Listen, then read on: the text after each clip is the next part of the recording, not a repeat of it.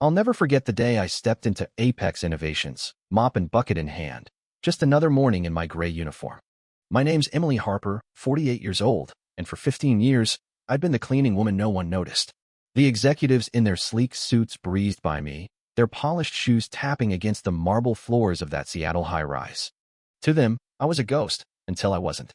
It all started with a spilled latte and a sharp, mocking laugh from the CEO, Nathan Pierce, that bounced off the walls. That was the moment I decided I'd had enough of their sneers. Hey, where are you reading this from? Drop your city in the comments, I'd love to know. Every night, I'd wheel my cart through those deserted offices, the city skyline shimmering beyond the massive windows. Nathan's corner office was always the messiest, papers strewn everywhere, coffee cups littering the desk like he ruled the world. And he acted like he did. I'd hear him during the day, snapping orders, firing people without a blink, chuckling with his cronies about trimming the excess. Once, I caught him shredding documents, financial records he didn't want anyone to see. I didn't say a thing, just kept scrubbing. But I was watching, always watching. What would you do if you stumbled on something shady like that? One Tuesday, it got personal. I was mopping the lobby when Nathan strutted in with his posse, all smirks and loud chatter. Someone, probably one of them, had spilled coffee by the elevator, and he jabbed a finger at me, barking, "Clean it up, Granny." The whole staff turned to stare. He laughed, they laughed, and I stood there, mop in hand, cheeks burning. I wanted to snap back, but I swallowed it, kept my head down. That night, alone with my card, I made a vow he'd regret that. Ever had to choke down your words like that? I wasn't always just a cleaning woman. 15 years ago, my Uncle Ray, a big-time investor, passed away and left me something no one knew about: shares in Apex Innovations. A lot of them. I could have cashed out, but I stayed, mopping floors, watching Nathan turn the company into his personal sandbox. I saw good people, janitors, assistants, get axed while he splurged on another sports car. Those shares were my secret weapon, my hidden card. After that latte spill humiliation, I called my old friend Jake, a lawyer. "Jake," I said, "it's time. What's the longest you've waited to even the score?" Jake met me at a diner across town, far from Apex's prying eyes. Over soggy fries, I laid it all out: Nathan's layoffs, the shredded papers, the way he treated us like dirt under his shoe. Jake leaned in, eyes gleaming. "Emily, you're the majority shareholder. You've got the power to stop him." I'd been snapping photos of those documents with my phone, tucking them into my cart. Real evidence. Numbers that didn't add up, emails about shady cuts. Jake grinned. "We hit him at the shareholders' meeting hard."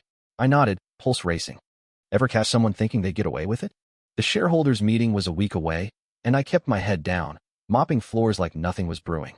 Nathan strutted around, boasting about record profits, while I dusted his office, my phone buzzing with Jake's texts. Evidence is solid.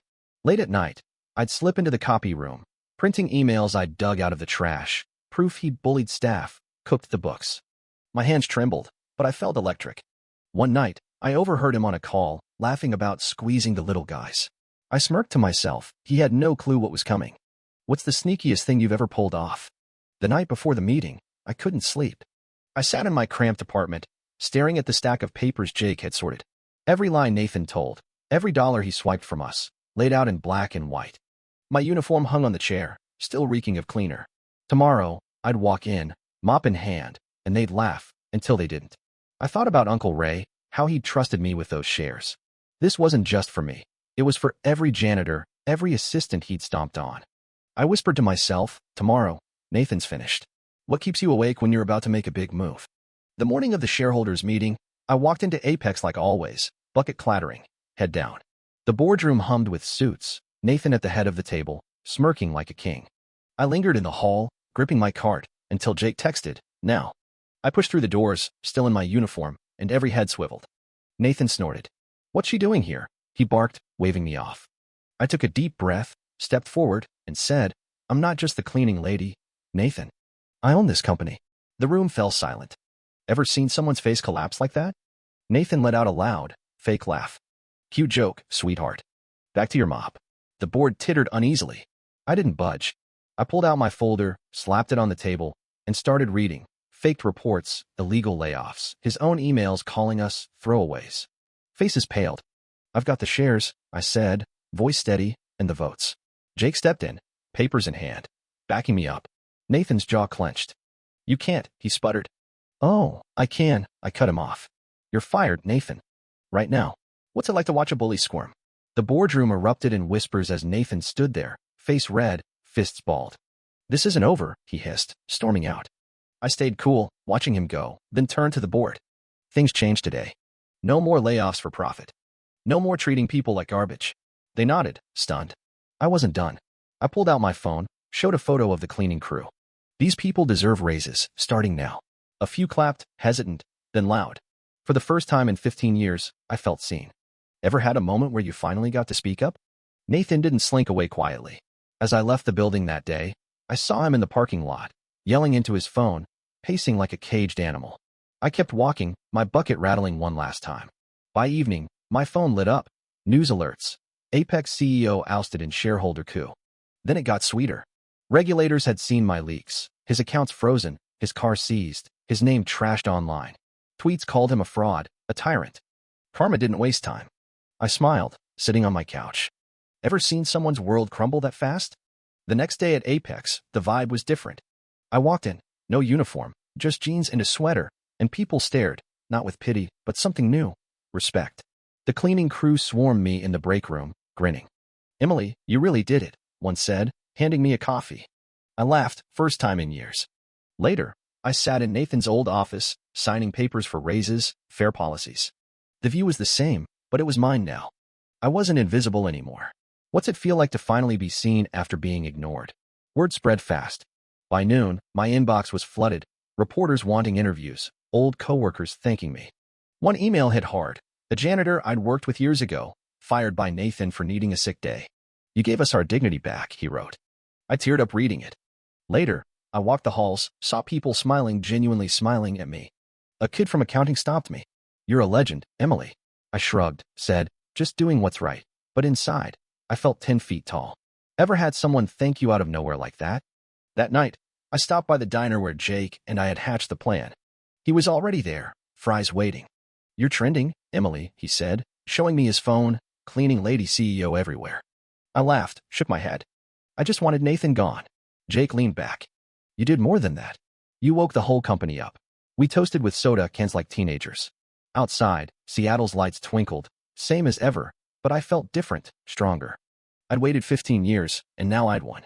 "What's the sweetest victory you've ever tasted?" A week later, a local news station called. They wanted me on air, live. I said yes, nerves buzzing. Sitting under those bright lights, I told my story, the mop, the shares, Nathan's fall. The host leaned in. "Why'd you wait so long?" I paused, then said, "I needed proof in the right moment." Calls poured in, people cheering, some crying, saying I'd inspired them to speak up at their jobs. I left the studio shaky but proud. Ever had a moment where you inspired someone without trying?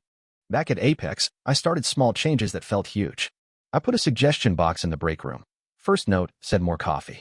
I laughed, ordered an extra machine. Then I met with the cleaning crew, asked what they needed, better hours, gloves that didn't tear. Done. One guy, Carlos, pulled me aside. "My kid saw you on TV. She wants to be you someday." I blinked back tears, said, "Tell her to be better than me." It sank in. This wasn't just about Nathan anymore. What's one small change you'd make if you ran things? Nathan didn't fade quietly. A month later, I saw him on some cable show, ranting, calling me a scheming janitor who stole his company. I rolled my eyes, but then the host played a clip, security footage of him trashing his office after I fired him, screaming like a kid. I laughed so hard I spilled my tea. Online, people ripped him apart. Memes everywhere, his meltdown trending. His old buddies ditched him, his empire became a joke. Karma wasn't done kicking him.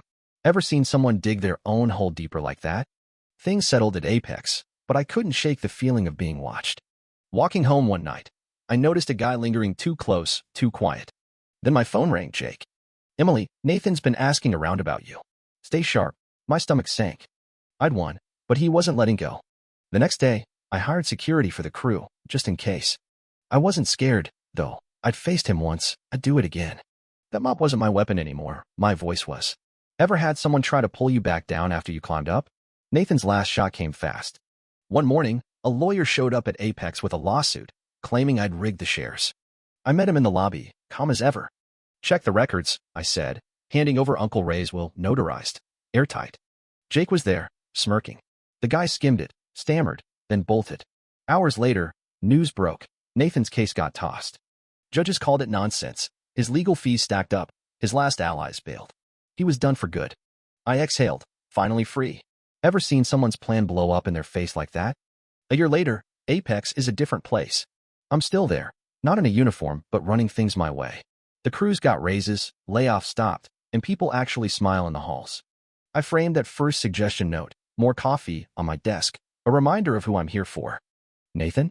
Last I heard, he's selling timeshares in some dead-end town, broke and forgotten. Me? I'm no hero, just a cleaning lady who got fed up. If I can do this, so can you. Hit that like button, subscribe, and check the playlist on screen for more stories like mine. Where do you think karma's headed next?